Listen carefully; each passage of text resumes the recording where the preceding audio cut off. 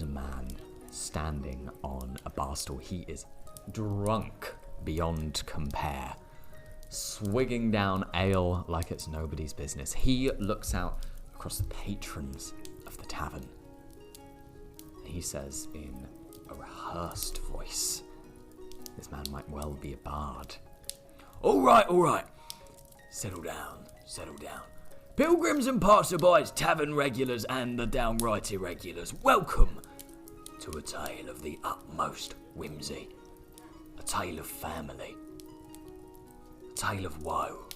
Woven in silver spools of fated thread. Allow me to guide your eye along the tapestry.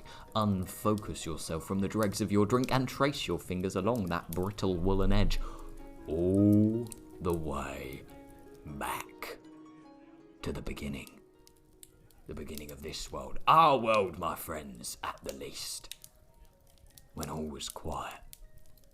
So very quiet. Winter. Without the crackling of furnaces or the howling of wind in this here tavern. The very, very beginning. This tale, for all intents and purposes, begins as many great and maddening things do. A child is bored. Child, you've been wandering through an ashen wasteland. Not for what feels like an eternity, but for what has been an eternity. You have heard nothing but silence and the sound of your own footfall. There is no wind here. The last that there ever was used to bring your mother breath, to bring her life. And she walks next to you, icy and mountainous as ever, with her snow-white hair and pale grey flesh. She does not hold your hand, but you know that she expects you to follow her. And she is silent.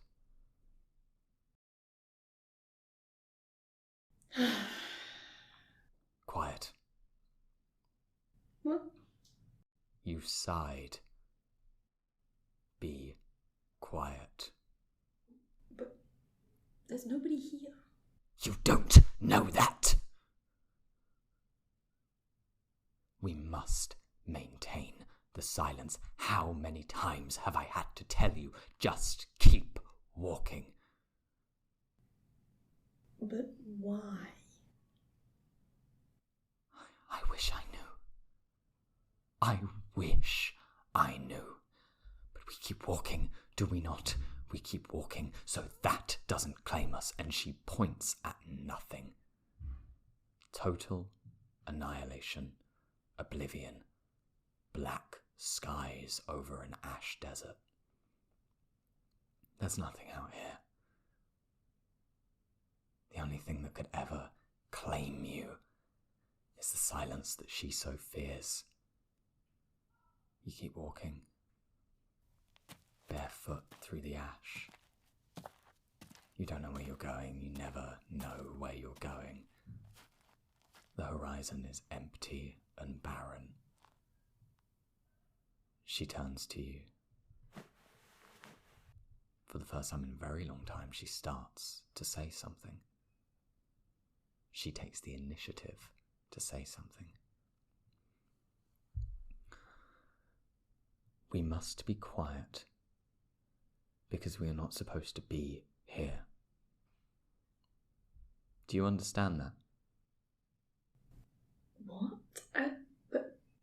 We are a mistake, child. Death won. It won. I know you don't remember who you were, but you lost. You lost. Then why is everything still here? As you say that, reality warps. There is some pane of glass that shatters and cracks in fractal rainbow light in front of you and your mother, her face split across time. You see every different possibility of this moment. Why are things still here? She shatters the glass. Stop asking questions! Child kind of steals themselves. Looks around, empty wasteland, there's nothing. Except, where did the ash come from? No! In the palm of your hand, reality warps again. You have just asked the unspoken question. And the universe answers. Blazing light. It's warm. You haven't felt warmth in a long time. You and your mother live in an icy castle just around the back of annihilation. In this moment, flame licks at your wild and earthy flesh. Do you do anything with the fire, now that it is in your palm? I think I just look at it. You stare at it.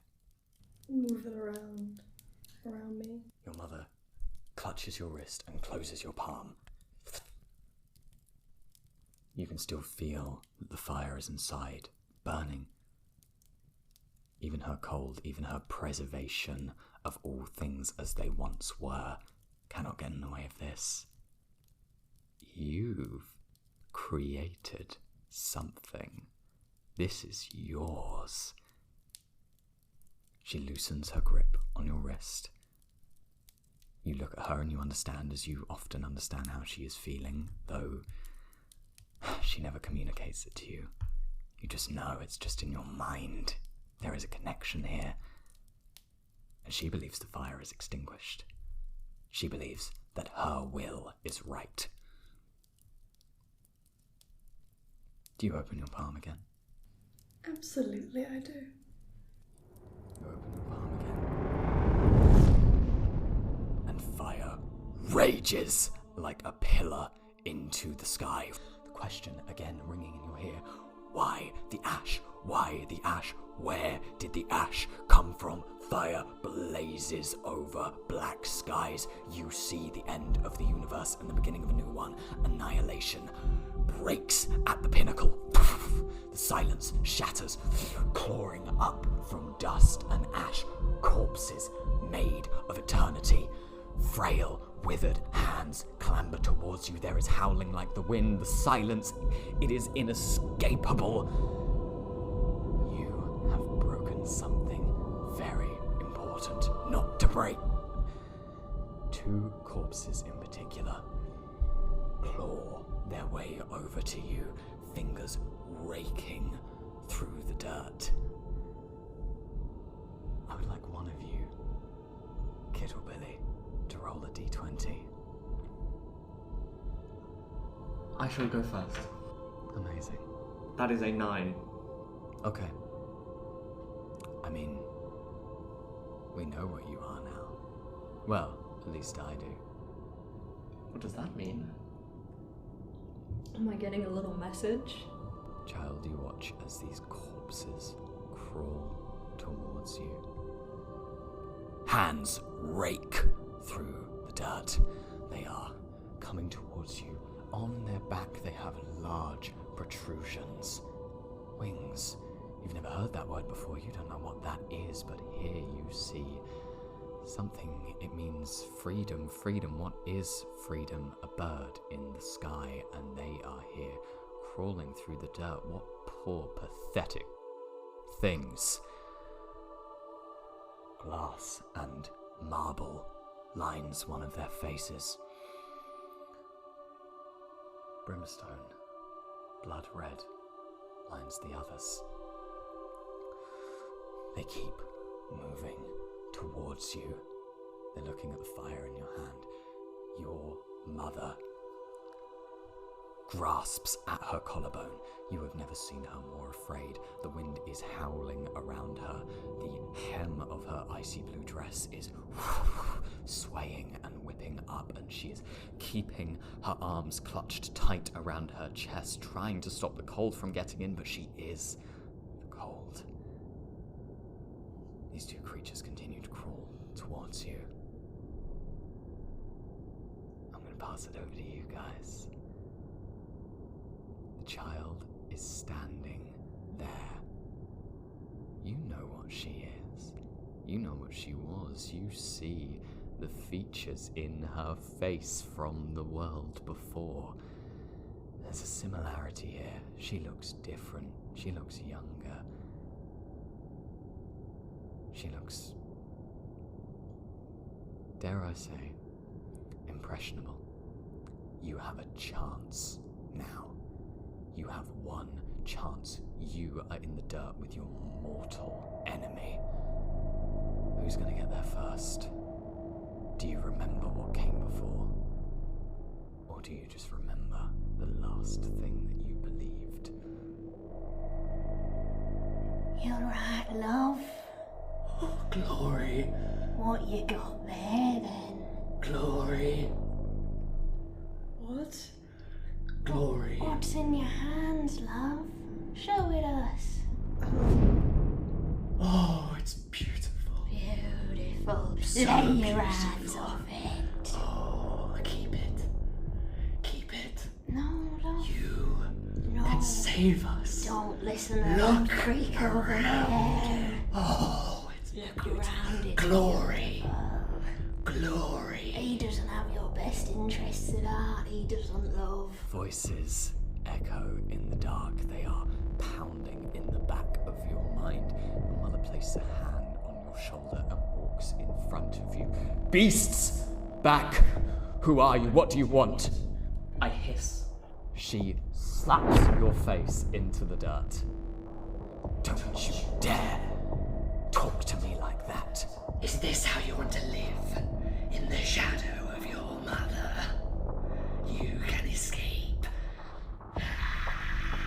Yes, escape with us. Child, the shadows are fine. We keep moving. We move away from here. What is happening? What? Salvation is happening. We're your friends, love. You We only want glory. what's best for you. You're what? You're like. Child. What we want, child. Child. Mother comes face to face with you. They're from the before. Alright? You have to understand that.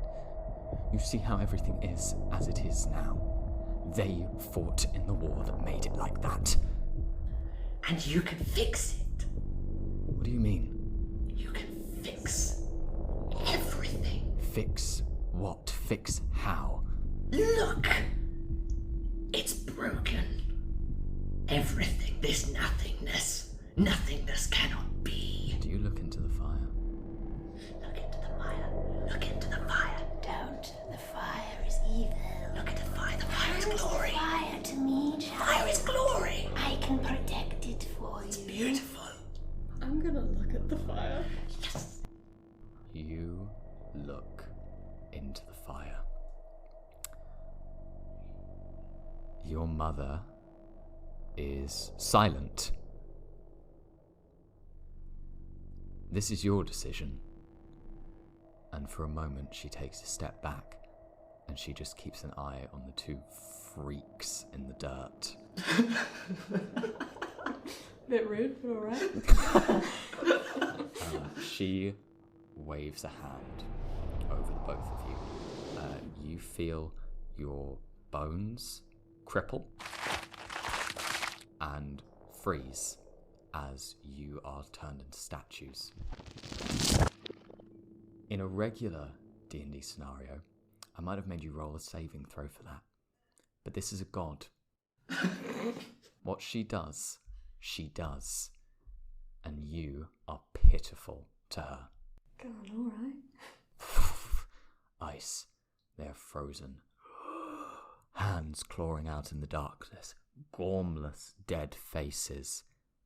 You staring into the fire, it stares into you. In the white hot center,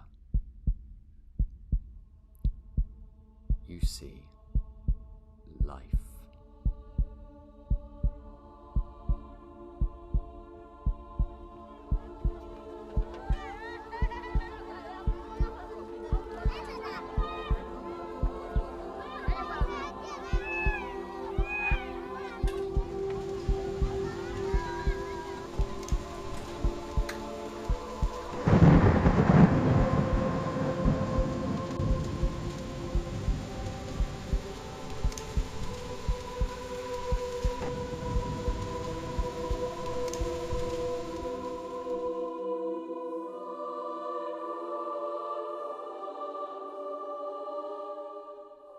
You haven't seen that in a very long time. You've never seen that at all. How can you not have seen it in a long time and not seen it at all? Memories from another time, memories from another life. A word. Karavu. You look around, that's where you are. Another word. Tanamai. What does it mean? What does it mean, child?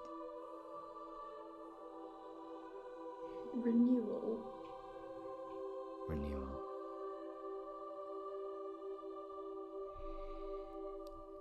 You give a name a meaning. Renewal.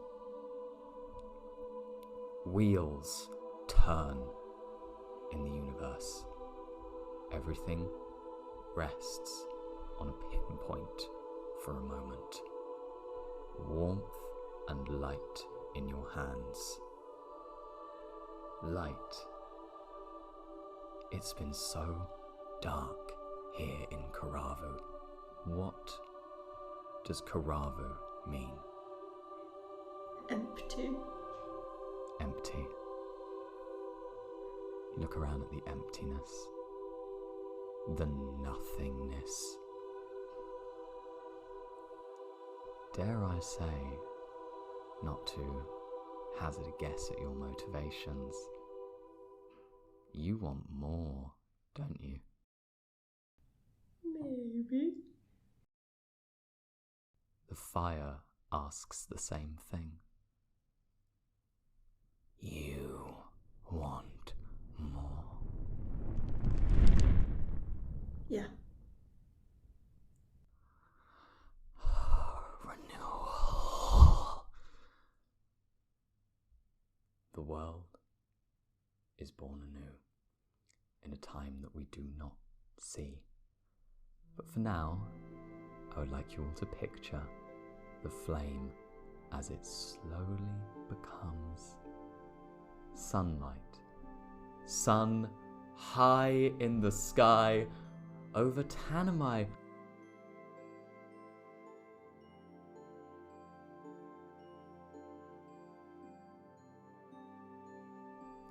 And from that horrifying beginning, we're going to move away from gods in their ashen wasteland of Karavu.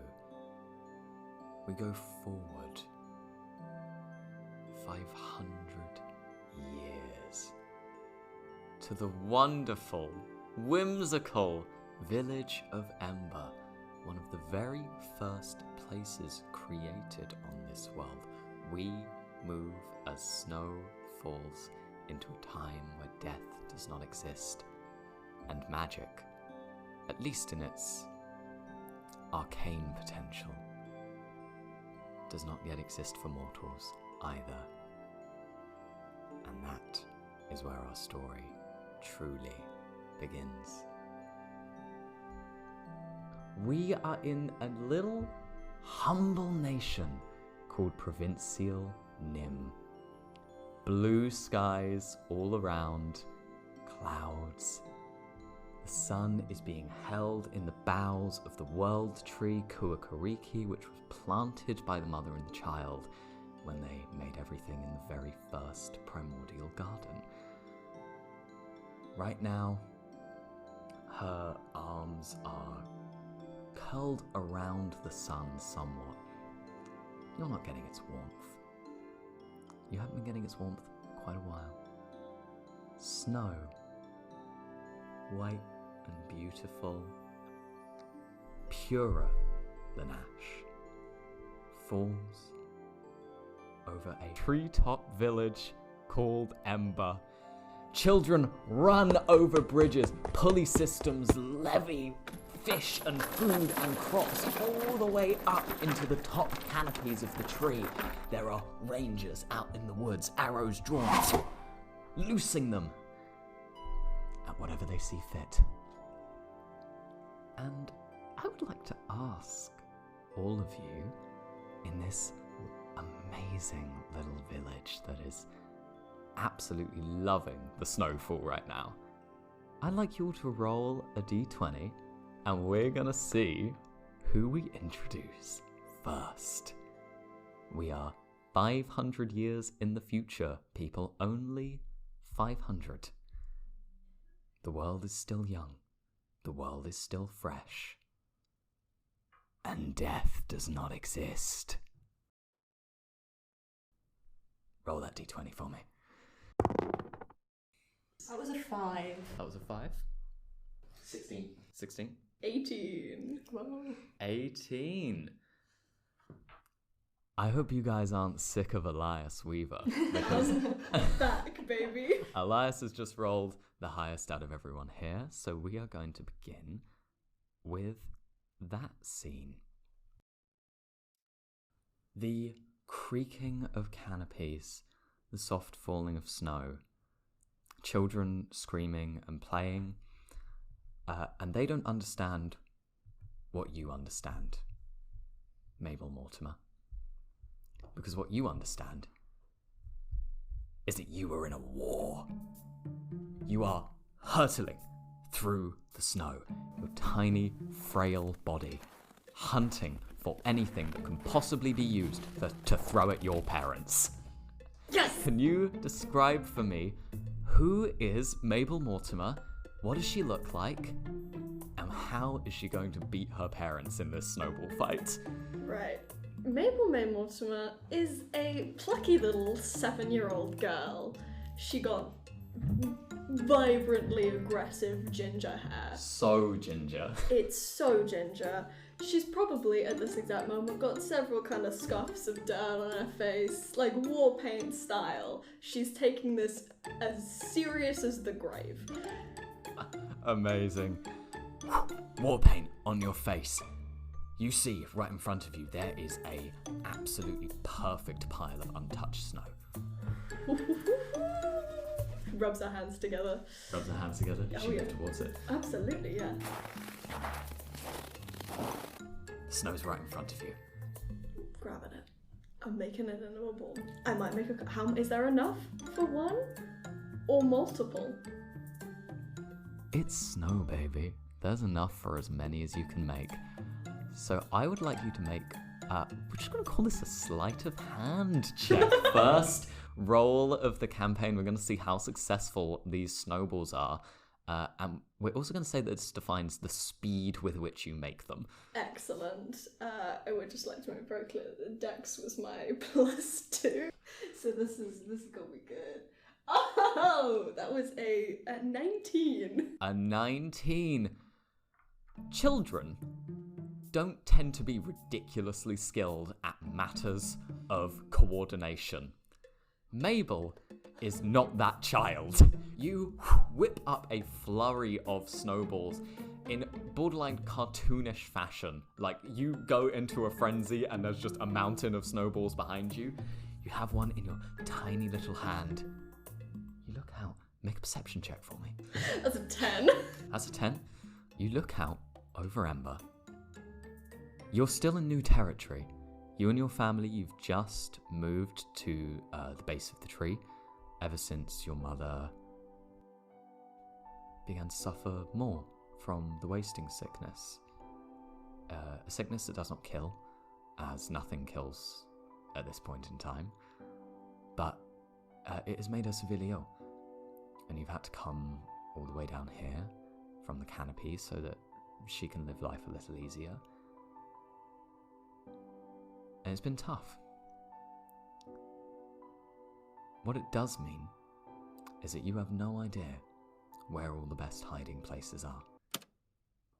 I'd like you to make a dexterity saving throw. It's a 19 again. It's a 19. You watch as your father, a shock of red hair, a handsome beard, green and brown leather ranger outfit, wheels your mother round the corner, who has a truly platter of snowballs on her leg, and she picks one up and lobs it at you, and you dive out of the way.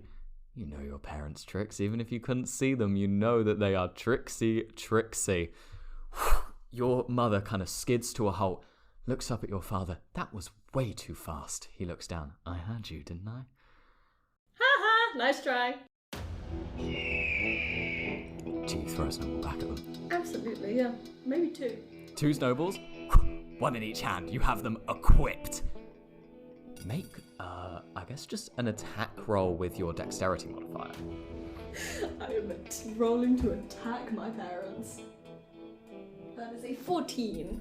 That is a 14. Your father is one of the most competent rangers in Ember. This man is slick. This man taught you many of the things that you know. He sees a snowball hurtling towards him, and he... I fear I see where this is going.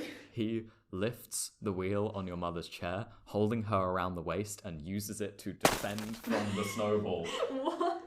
Dad! Puts her back down. He looks terrified about the fact that he just did that. Elitha looks up at him again and goes, "What are you doing?" And he goes, "I don't know, I got really competitive, I'm really sorry." She just laughs at him. All of the snowballs have kind of fallen out of her lap. She's like, "You really need to stop doing that."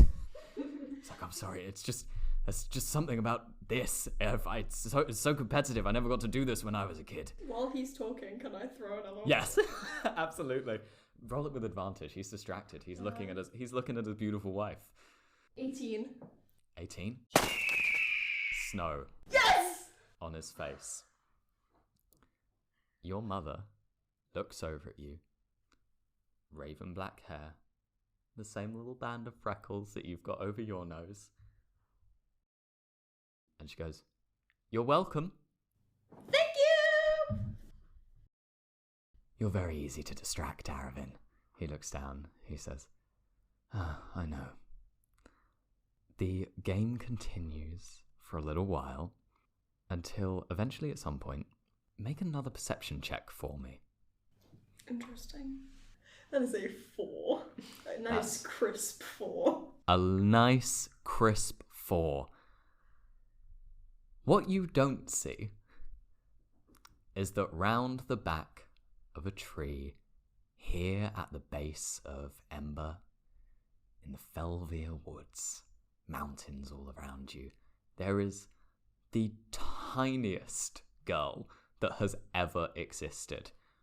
Brown skin, little curly ringlets of hair, big glasses that magnify her eyes way beyond the size that they actually are.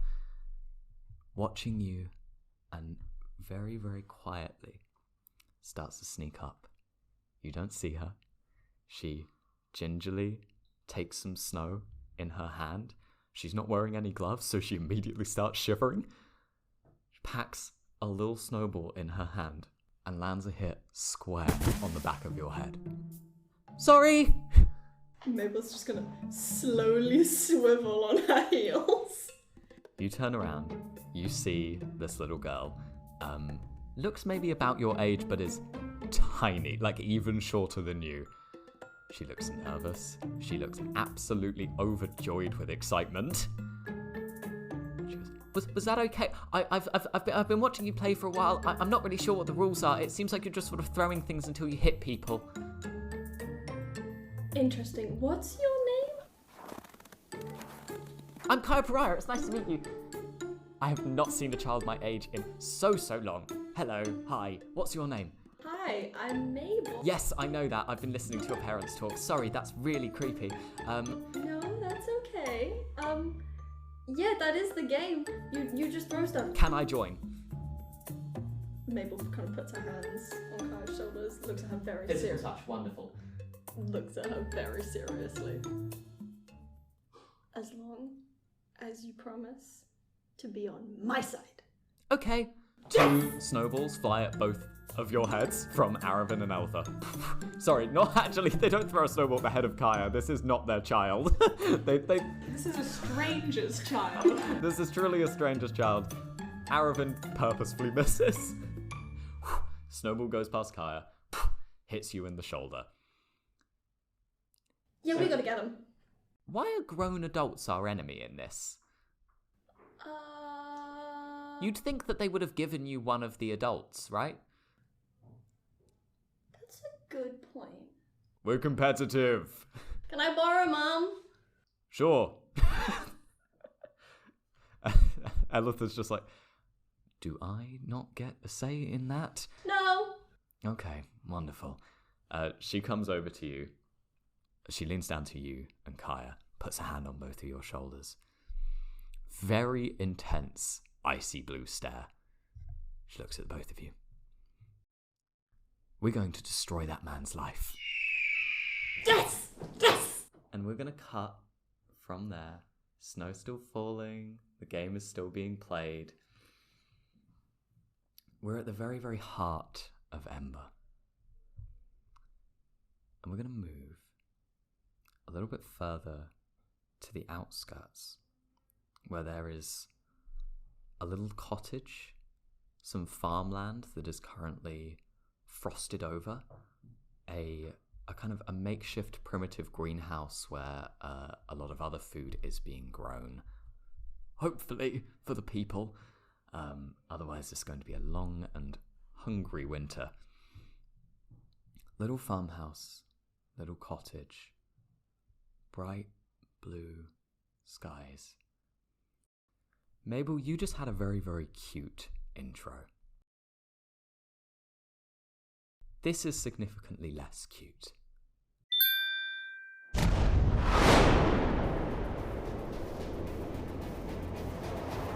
Fire. You're on fire. You are falling like a meteor. It is raging around you. Falling. You've been falling for hours. What is an hour? The ticking hands on a clock you cannot read. Life rushes by. Life. What is life? The ticking hands on a clock you cannot read. Protect the girl. Protect the girl. Who are you? What are you? Why are you falling? Your flesh is cold and nerveless. You cannot feel the wind. You cannot feel the cold. You cannot feel the wind. Relax. Ground yourself. What does the ground feel like? Will you even feel it? You're about to find out. You're about to find out. You're about to find out!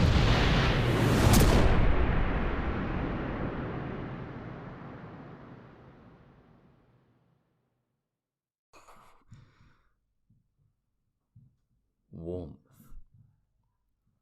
Viscous like oil. Coats you as you puncture a crater in the soft white earth. You're sprawled out. That fall would have broken anyone else. Can you please reduce your hit points to 1? Oh my god. Not that big of a downgrade, to be fair. So true. You feel an odd sense of care that has washed over you. You should have died from that, and you haven't. Could you please describe yourself, Gwerxos, who has just fallen from the sky? Well, he's a fun little man, and he's not actually that little. So he's probably about 6 foot-ish. Oh yeah. So he's quite big, especially for this time where presumably people are shorter. He's got sort of metallic, chrome black not skin. He doesn't have any skin. He's got plates and joints, but they're not bone joints and they're not muscles. They're almost wires, but they're not quite wires, because what's a wire? What is anything? What's he doing? He is a man of contradictions. He's got glowing orange eyes as well, and it looks almost like that he's being fused together with a very hot magma, but it's not. I mean, it's hot now because he was just on fire, but other than that, it doesn't make sense. It doesn't make sense. Arcane magma without any heat. Burrows beneath plates of metal. Can you make a Constitution saving throw for me? Yes. 15. 15? 15. We're in the early days. DCs are low. Yippee! You... It's not pain, because you don't feel pain, but you know that your joints are rusted, that they're not moving as easily as they should be moving. You slowly push yourself up.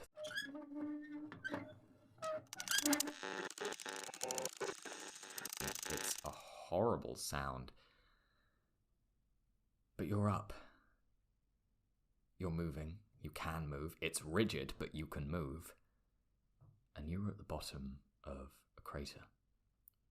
Still steaming. Up into the air.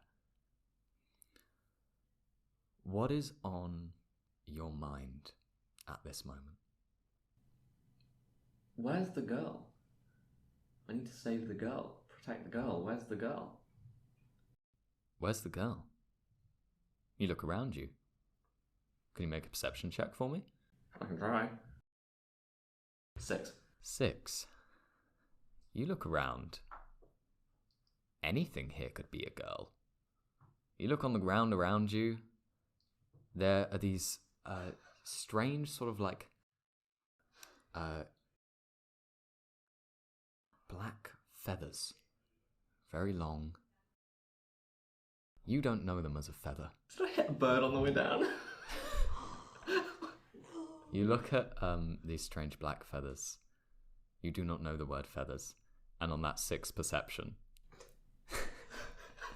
Oh no. That is the girl. Said with such conviction. She is staring at you. The wind is sort of slightly blowing her. If you're not careful, she might leave this crater soon. She needs your protection.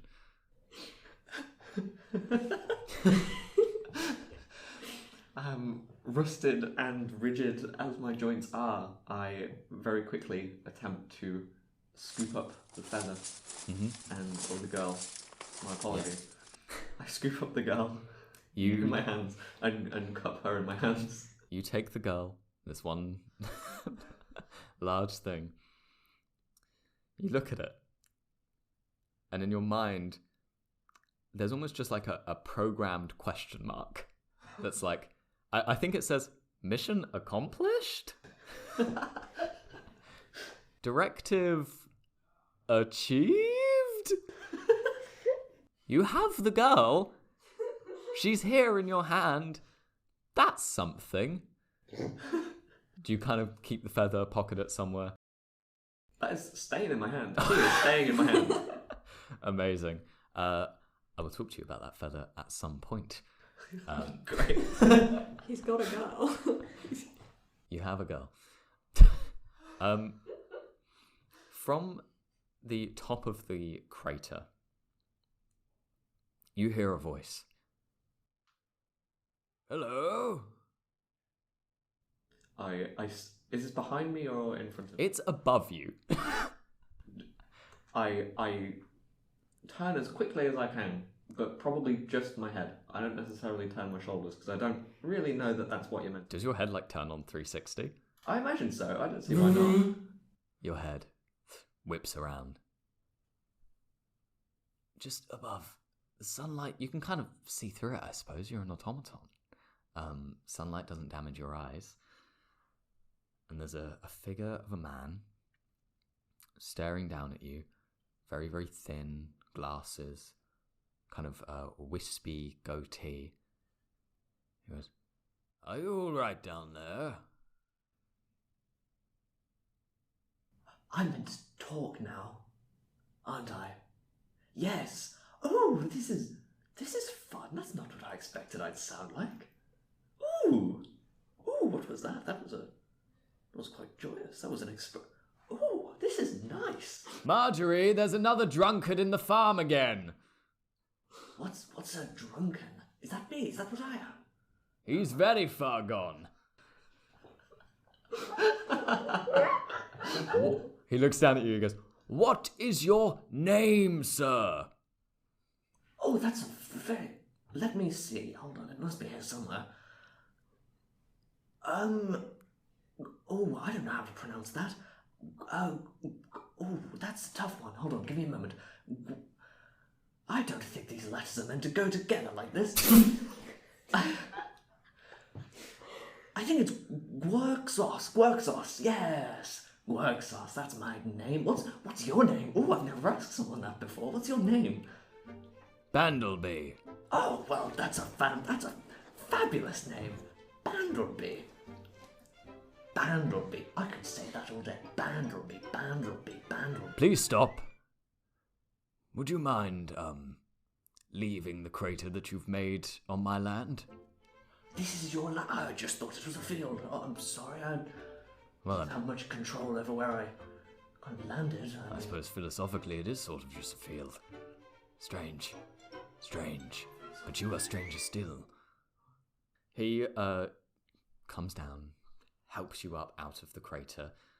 A little bit closer, you see a very kind of wrinkled man. He pulls down some goggles over his face and kind of turns something along the side. His one eye goes larger, the other one goes pinprick small, and he's staring you up and down. I try and fiddle with the goggles as he's using them. He hits your hand away. What are you doing, sir? Well, I thought I'd give it a go. These are an extremely sophisticated piece of technology. I think that's what I am. He looks at you. Yes. I'm your goggles.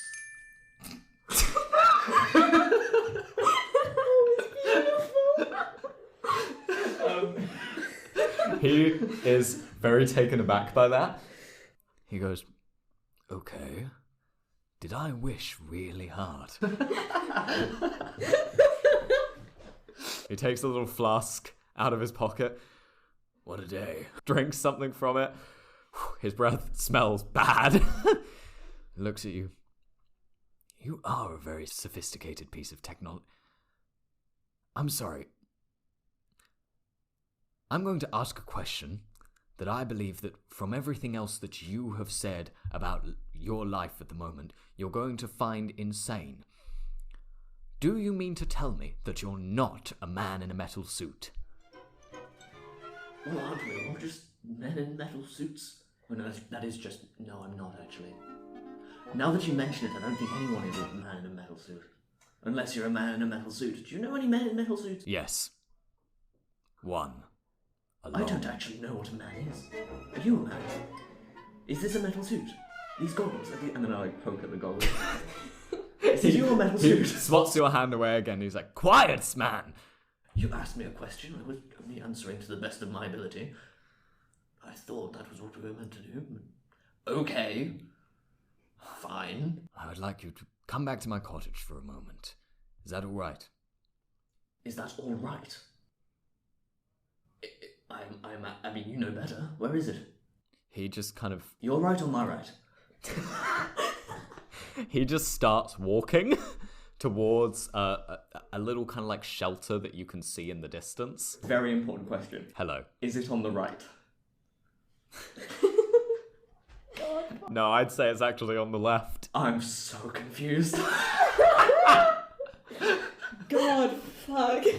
He waves his hand, he goes, This way. Looks back towards you. I do like Gwerxos. the left and right thing with my my fingers. I'm like, huh. I hold both hands out. I look at them very intently. I must be faulty. And then I walk to the left. You walk following Vandalby. And as he walks, he mutters under his breath, My, a true automaton. And we move even further outside the gates of Ember. Everyone else has been looking at Ember from the inside out. You are looking at it from the outside in. You don't see trees. You don't see humble villages and adorable little settlements. You see a mountain range and fog and howling winds. They're protected from this.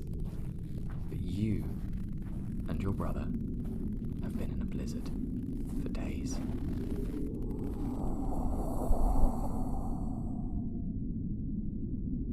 You're walking over soft snow, footsteps crunching.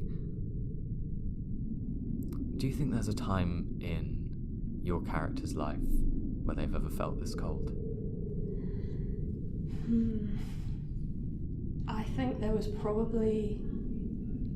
I think the only time that has happened is Sibley was left out in the cold one night when they ran away from home. And they found themselves in the wilds of Ashling. They ran away from home. Out in the wilds of Ashling. A stony and barren wasteland. Many people have referred to it as Karavu on Earth. Floating obelisks in the sky. Fractal rainbow light. Madness. Ravines so deep in the earth that if you fell in one, you know that there would never be a chance of you coming back. You are running and running and running. And you hear in the distance, Sibley! Stop running, alright? Stop moving. Are you okay? Brother, I'm so cold. Why is it so horrible out here? He looks down at you, your brother. Dark hair. Tiny little goatee. Big, long goat legs. I think at this point in time, you were a couple of years younger than you are now. He kneels down to you. He says, It's not that cold. Brother, I'm shivering. I know. You said it would be better outside. You said it would be better. I know. But I think we have to face this, and he points at you shivering. It's from within. He puts a little coat over your shoulders, and your back, out in the snow, moving towards Ember, once again wearing his coat. Can you describe for us, possibly Mortimer? Possibly is a little itty bitty satyr or goat person with little itty bitty satyr legs. They've got sort of silverish fur running up and sort of stops halfway up their torso. They've got partially red hair, but it seems like it's almost greying, turning silver in streaks here and there and a short little bob. And they look really pale with ruddy cheeks. They almost look like they're not quite of this world, like they are a being that you dreamed up, and yet they must be there. A being that you dreamed up. And next to you, your brother, a very real and grounded man. 6 years older than you. He's only 15. And he's gotten you out. And you're walking, and you're here. He does not share the silver dreaminess of his sibling. He looks like a teenager. He's got a kind of awkward peach fuzz. He's got some acne going on. Uncontrollable curls around his horns. You keep walking. Your brother, definitely. You guys are going to have to get used to those names. Definitely and possibly. Their mother was one hell of a woman. Definitely looks down at you. Shivering but trying to keep it back. Finley, are we there yet? No. You said we were gonna be there in like 3 days. I swear it's been like 20. It has not been 20 days, it's been 3. Feels like 20 days. It's been exactly 3. 25 days. We rested in Baleside for 2 nights. We've been in the comfort of a warm tavern. Don't remember that. Okay, alright. I think I was sleeping. When aren't you? Brother, you know I can't help that. Yeah, I know. Doesn't mean I can't make fun of it. Listen, this city we're going to. You've said the people there are ready to take me, right? As their new messiah. He grabs your face. Okay, there's a few things wrong about that. First of all, so firmly not a city. Had houses and it had people, that's a city, right? Yes, it's called a village. It's very small, it's like where we stayed in Baleside. And here's the second part. You are not going to start a cult, because you are not the savior of the universe. Sibley just stares at him open mouthed.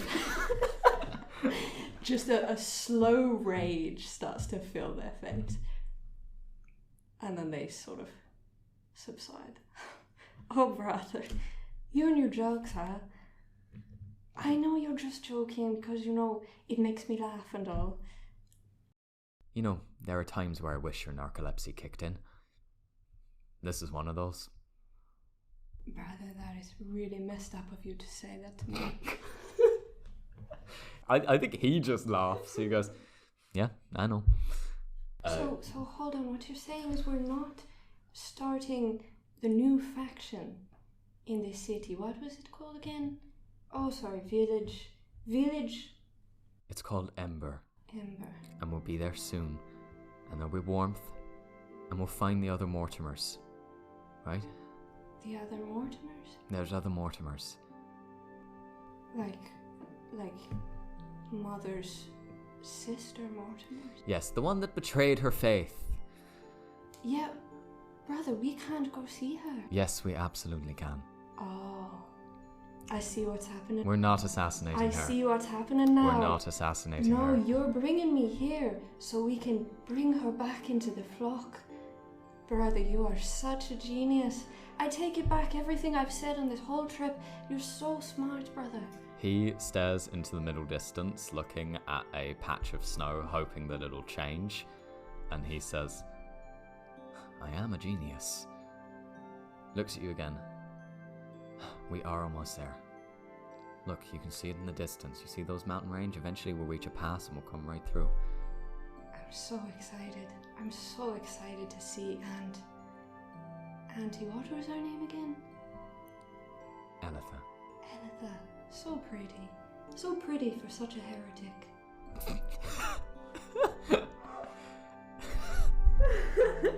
He shakes his head at that, kind of takes your hand and I think like wordlessly sort of like puts you on his back for like a little piggyback for the last bit of the journey. He's got them strong goat legs, you know. He walks you through the snow, wind howling, and you keep marching on towards Ember.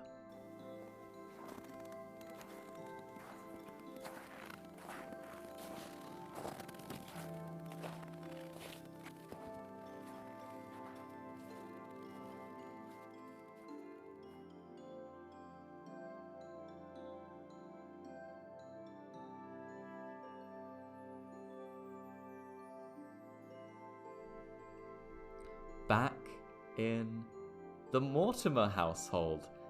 Such a cozy little estate. Can you describe for us what the Mortimer bungalow looks like down here at the base of the tree?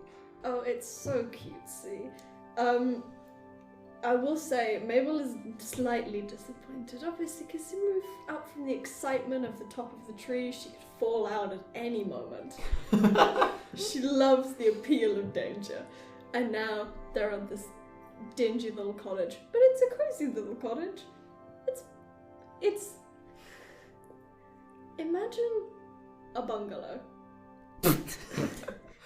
I am. Yeah, a bungalow. Now take that bungalow and make it out of wood. It's cute. It's cute. It's a cabin in the woods. It's like a gingerbread house came to life.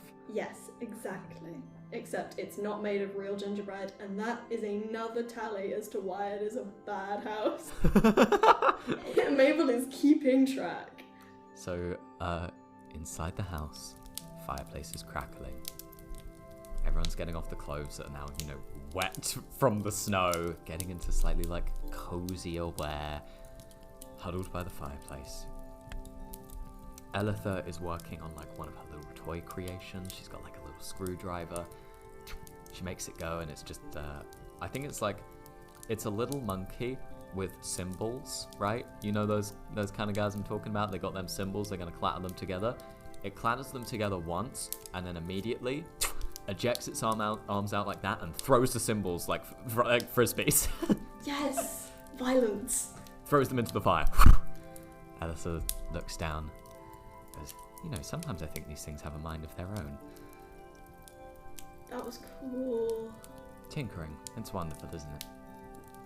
But they're on the fire now. The cymbals? Yeah. Thank God they're made of wood. Yeah. How are you feeling, Mabel? Pretty good. I was cold, but... Right. I mean about sort of the move and all of that. Well, I made a new friend. Oh, the next door neighbour's girl. Yeah, Kaya. Kaya. That's a nice name. Why didn't you invite her back to the house? She said, I don't know, she just kind of disappeared. Ah, she's one of those. Mm. I'll tell you what, next time you see her, you ask her to come back to the house. We'll make a nice dinner for her. We'll have some, hot cocoa or something. It'll be good for you to have a friend your age. You have to stop throwing yourself out of trees for entertainment. But it's research. How tall does the branch have to be before, something breaks when I hit the ground? Do you see how that research is wildly stressful for me and Aravin as parents?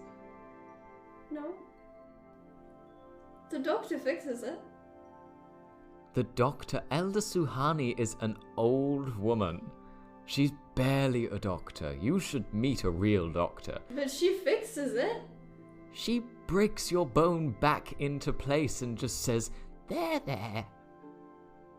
Is that not fixing it? That's not medicine. Oh, Not particularly. okay. We have to take you to a real city sometime. The Yeah. big one? Which one is the big one to you? Any of them. Any of them? Yes, of course. I'll be honest, a mid-range town is the big one. This child is preaching to their mother about the joys of mid-range towns, and I think Elitha just kind of nods awkwardly, goes, you are the strangest, most wonderful girl in the world, and I love you very much. Aw, thanks. Feels weird for me to say you're welcome to that. I love you too. Oh, thanks. No, you're right, it does feel weird. I know. She cups your face, your tiny little cheeks, squishes them like that. She goes, where's your father gotten off to? Aravin bundles in. He's got his bow and arrow over his back. He's got a little like runic stone in his hand that is glowing blue.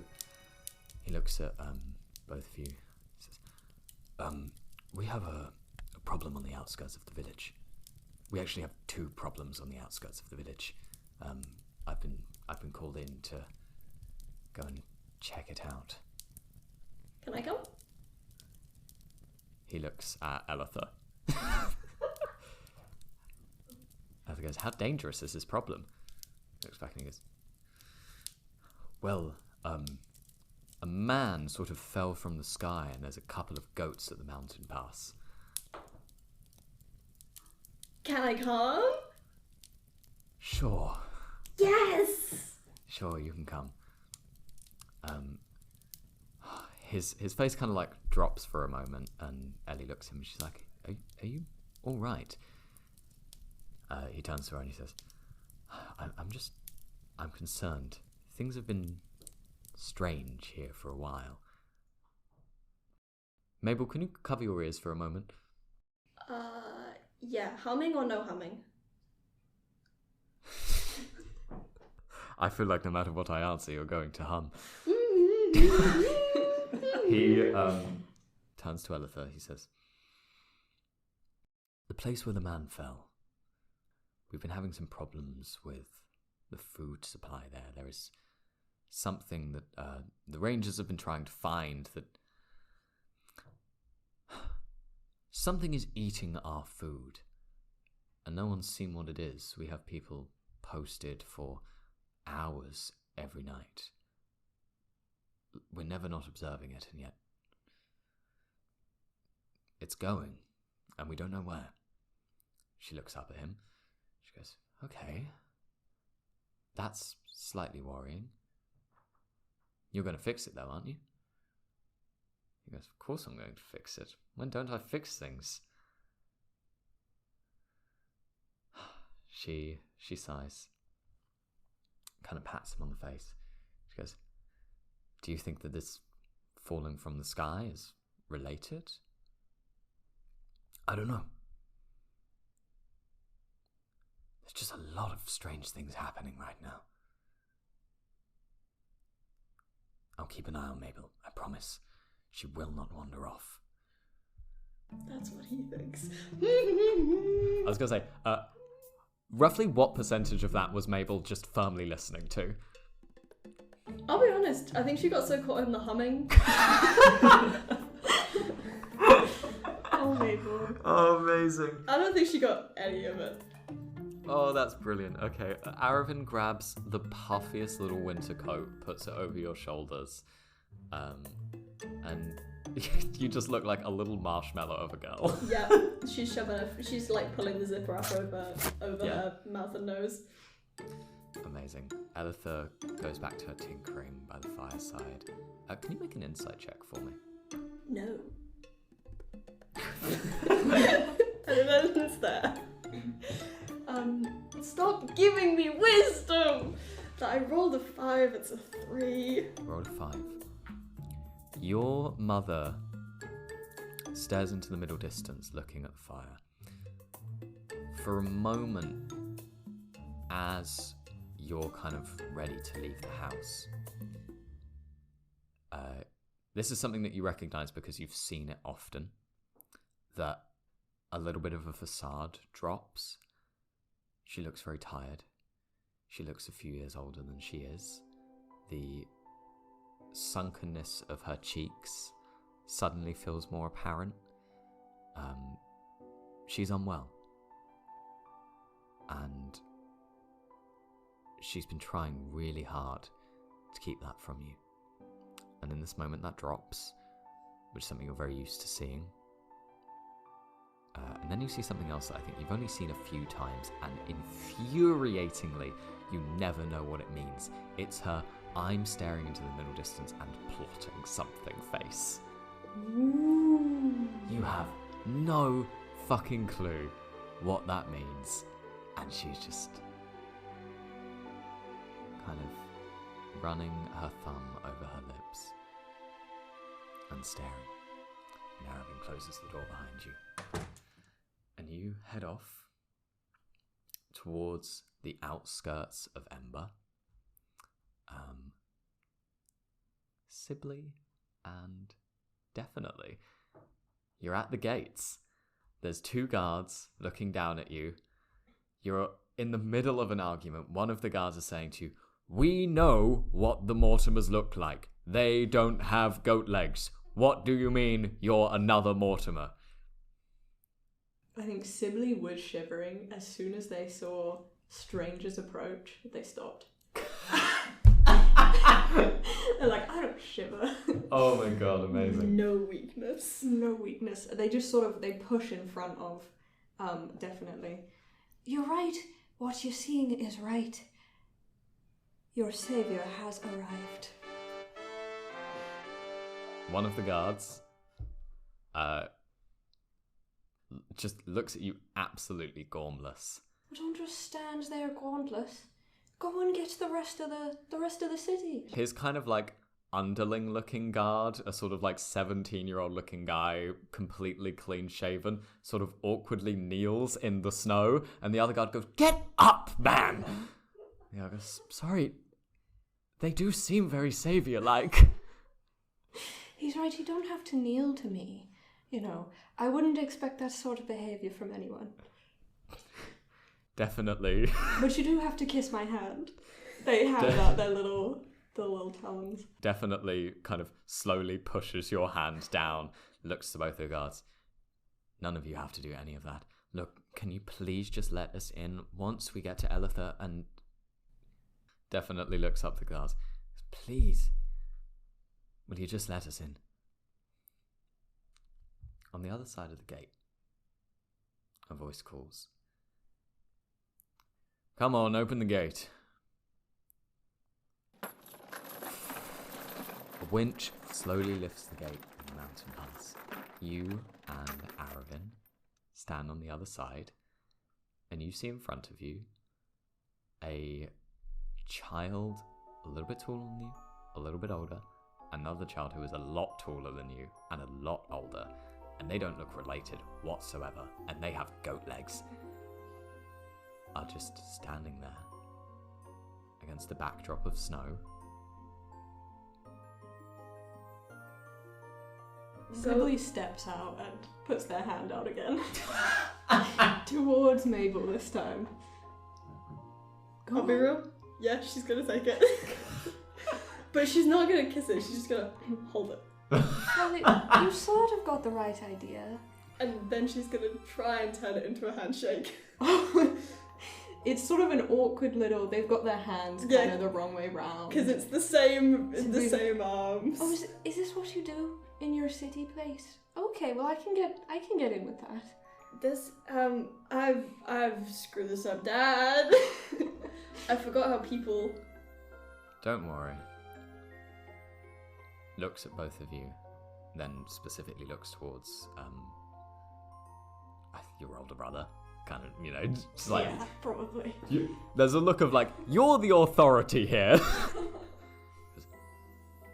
Who are both of you? Why are you here?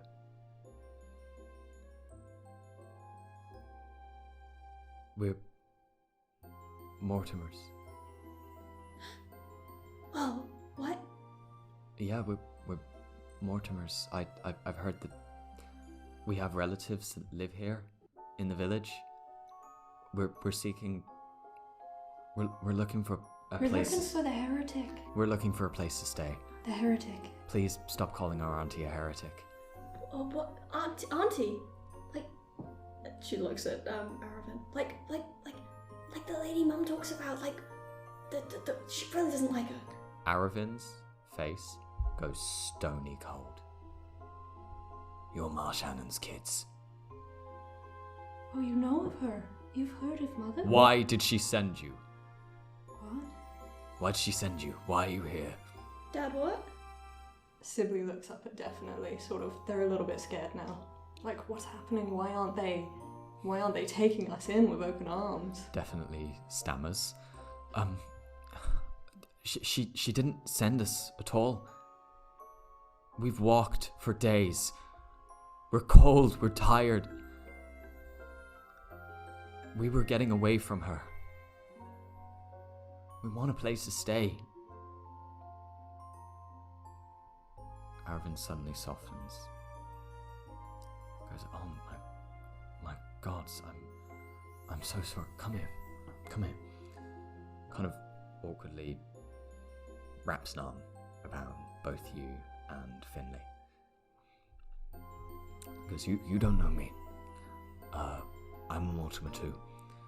I imagine that Ma Shannon has never mentioned my name, because I don't think there's anyone she hates more on this earth than me. But if you are truly Mortimers, as you say, then I'd like to introduce you to your cousin. This is Mabel. Hi. Mabel May Mortimer. Hi. What? So, wait, you're saying we're related to this weird little ginger thing? Weird. You have goat legs. That's very normal where I come from. It's not normal here. Well, it's not actually, but it's normal where I come from. Have you considered wearing a really long skirt so no one can see the goat legs? I've sort of tried a skirt before, but it sort of gets in the way. Finn looks at you, goes, that's extremely offensive. It's extremely insensitive. Why would you ask us to hide them? I don't ask you to hide those weird little skinny things you got going on. My legs are the same size as your legs. I would never say that because I'm polite. This argument continues. Who knows for how long? Aravin's forehead is in his hand. And we go into... Is Mabel racist? You kind of slipped her into racism. Wait till you meet the robot. Oh my god. Speaking of the robot, in... Cottage is a strong word. From the outside, it looked like a cottage. From the inside, it looks like a manic garage. There is barely space to move. So many nuts and bolts and sheets of metal and constructions and contraptions and fireplaces in extremely dangerous locations right next to open wood. Sawdust in the air, which would be getting in your throat if you had one. This man that you've come to know as Bandleby sits down on a stool and offers you another stool which does not match with the first one. Encourages you to sit down. I stand on it. He looks. Quite tall now. Isn't that weird for you? He looks at you. Do you see what I am doing? I get in really, really close and really closely examine. And I imagine. I imagine I do the fun thing where you hold out your hands in front of you and try and measure angles with just your eyeball in it. And I'm trying to look at the positions of his joints and his knees and where his feet are, and I'm trying to go okay. I can do that. I have the same parts. I don't like the implication of that. And then I sit on the stool. You sit on the stool. I sit on the stool and I look really proud of myself. So proud of yourself. Bandleby stares at you, calls out again. Marjorie! He's being rather unusual. Marjorie runs in, a golden retriever. I knew Bandleby had no bitches! A golden retriever. He feeds it something that barely looks like food. And the dog then runs off. The dog looks at you, goes, weird, runs off. It fucking spooks. And this is normal to me. I don't question that at all. You're still gonna see a normal dog in the future and be like, hello, how are you? Bandleby looks at you.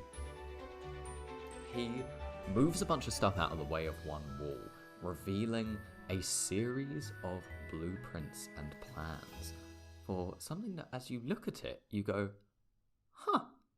that looks like a me.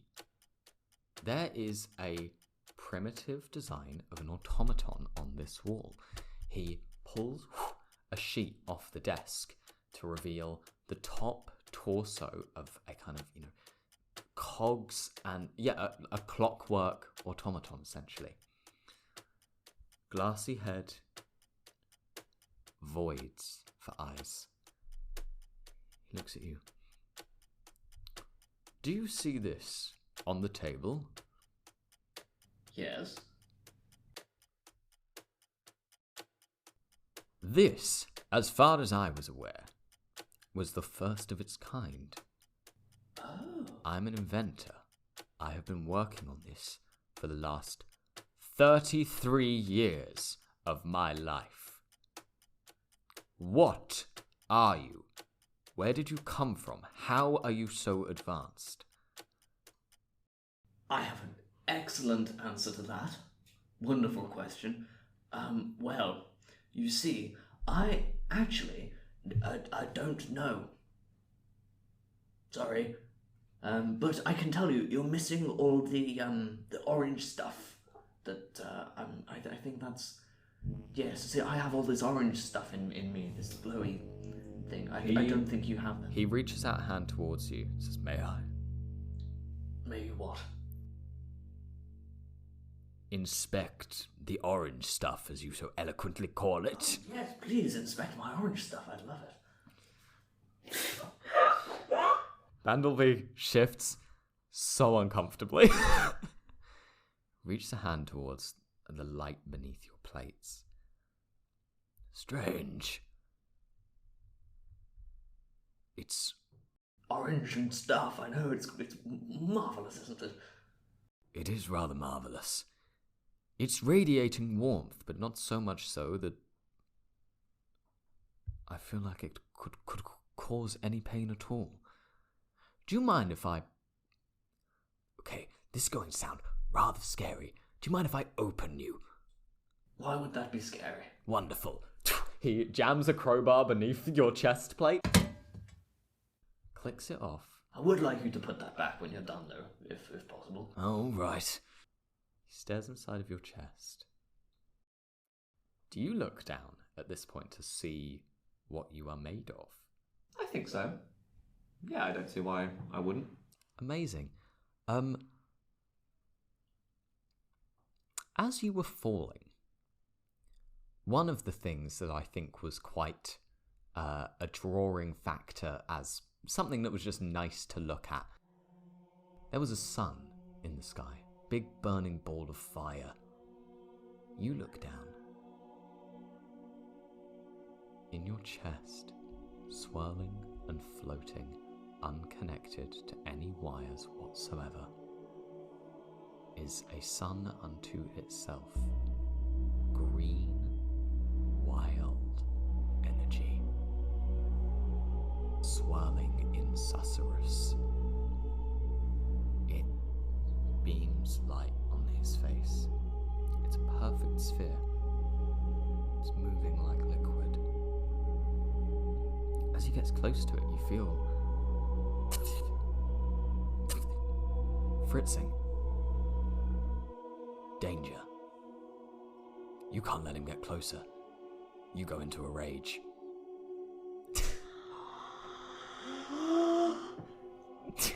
Oh shit! He watches as something changes within you. The green light of the orb. White. Like the heart of a burning star. Your eyes. Shutters come down. Stand up. Reach a hand out towards him. This is quite scary for you as someone playing a robot, because a voice comes out of your mouth that is not your own. Oh. Danger. Kill the investigator. A hand clasps around Bandleby's throat. He goes, bye-bye. And right as that's happening, a knock on the door. Bandleby, are you alright? Aaron, ex machina.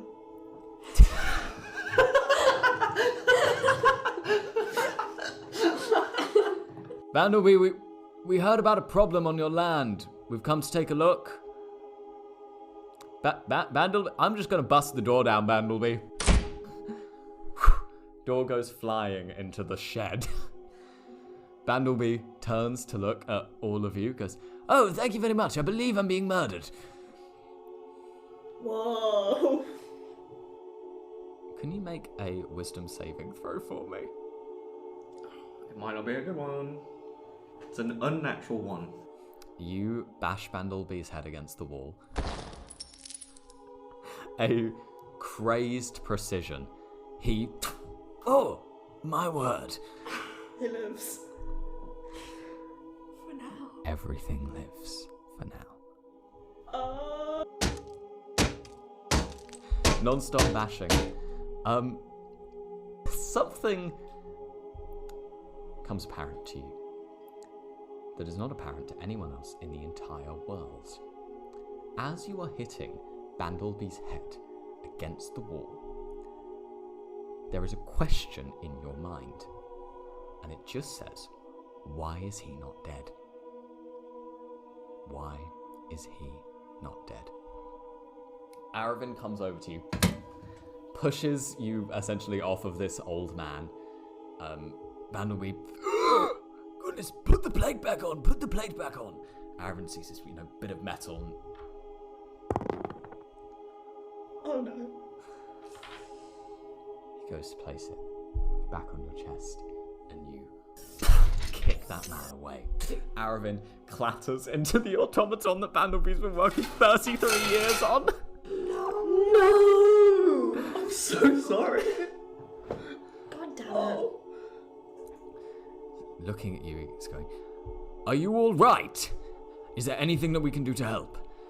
Mabel, you stay back. Stay in the doorway. Stay. Is there anything I can do?"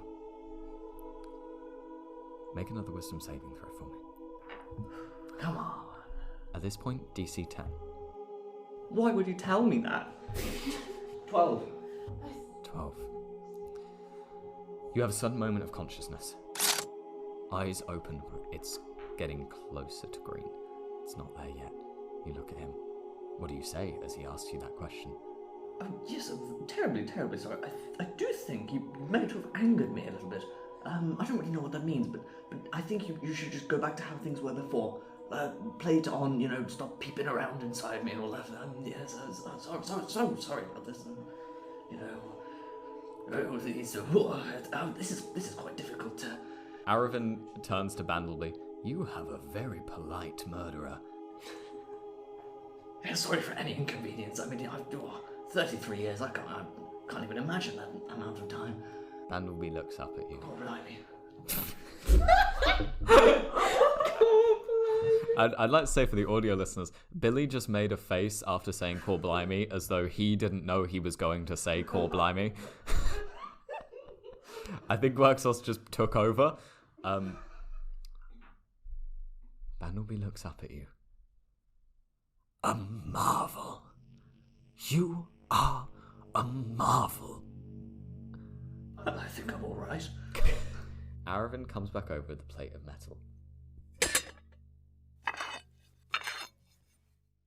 Screws it back on. Turns to Bandleby. You know, Bandleby, you might well have been the worst person to discover a man who falls from the sky. Bandleby goes, oh, my word. Aravan Pike, you are a bastard of a man. Aravan looks down. It's Mortimer. Yes. Would you like to come with us? What did you say that your name was? What did I say my name was? Gwerxos. Gwerxos. Yes, Gwerxos. Gwerxos? Yes, that's the one. Where is that from? It doesn't sound like Mansamar, and it doesn't sound like Ashling. It certainly doesn't sound Nimish. Those are so many fancy words. Quite. Yes. Anyway, I need to, pardon, I have a thing to do. I'm not sure if I meant to tell you. A thing? What do you mean a thing? A directive? What I don't know what that is. I need to... No, I can't tell you. You could stop me if I told you. We don't want that. Can Mabel just kind of lean over to Sibley and be like, He's weirder than you. He's definitely weirder than you. Aravind puts a hand on your shoulder. Says, if there's anything that we can do to help you, I am here to help. Bandleby is not much of a helper. My wife and I, we deal with things of this caliber. We deal with strange ongoings. And you are strange and ongoing. Last time I checked, Yes. which was now, by the way. I just checked. You don't happen to have been eating a lot of food from farmland lately, do you?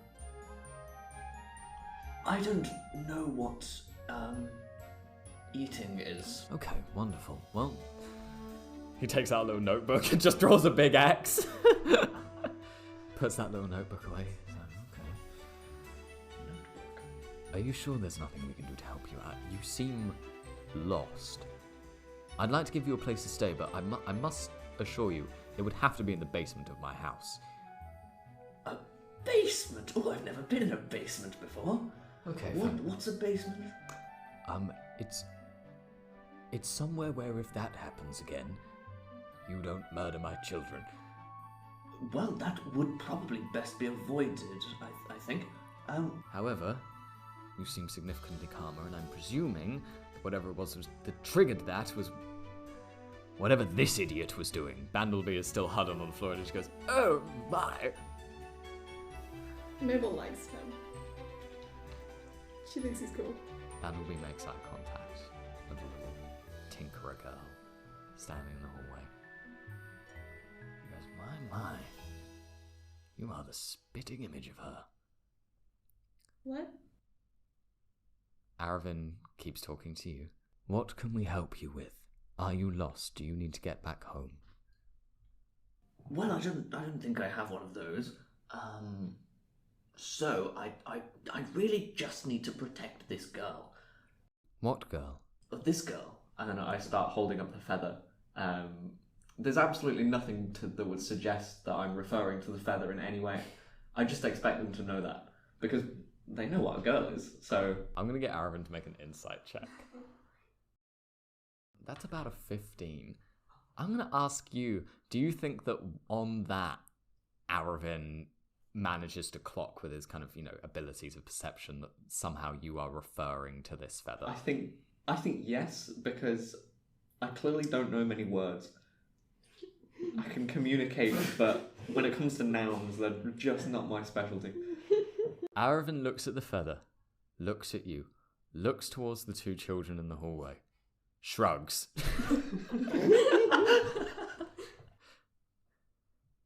Looks back towards you, looks back towards the children, puts his head in his hands, turns towards you. Are you implying that the girl that you're trying to save is a feather? A what? A feather. That's something that birds have in their wings. This isn't a girl.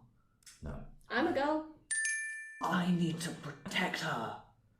And I point very, not aggressively, No. vigorously. That's mine and my wife's job. Oh. What's the girl then? Where's the girl? Where's the girl? The question mark in my head has become an exclamation mark. Where's the girl? As you ask that, Bandleby in the corner on the floor, Mabel and Sibley in the hallway. Potential friends, potential enemies. A robot and a father in a cluttered and dusty shed. Elsewhere, deep in the heart of the Felvir Woods. Someone wakes up. Pale skin,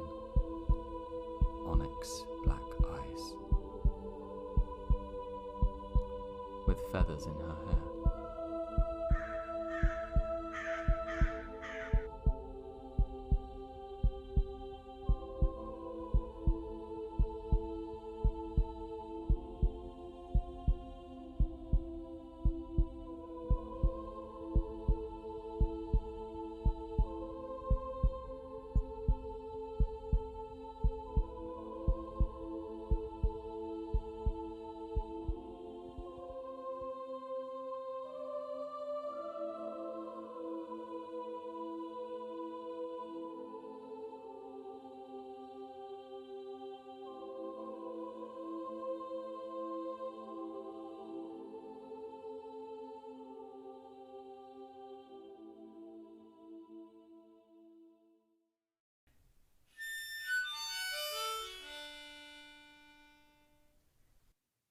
Well, we've come to the end of today's tale. This has been a Balmy Balladeers production, featuring Billy Nicholls as Gwerxos, Elias Weaver as Mabel Mortimer, Kit Oliver as possibly Mortimer, and Ted Collins as all the rest. This show is edited by us. Scoring and sound design was provided by the wonderful standard license libraries over on Zapsplat and Pixabay. If you enjoyed, consider giving us a follow on Instagram or Patreon at the Balmy Balladeers, and join us in 2 weeks' time for more Tales of Tanamai.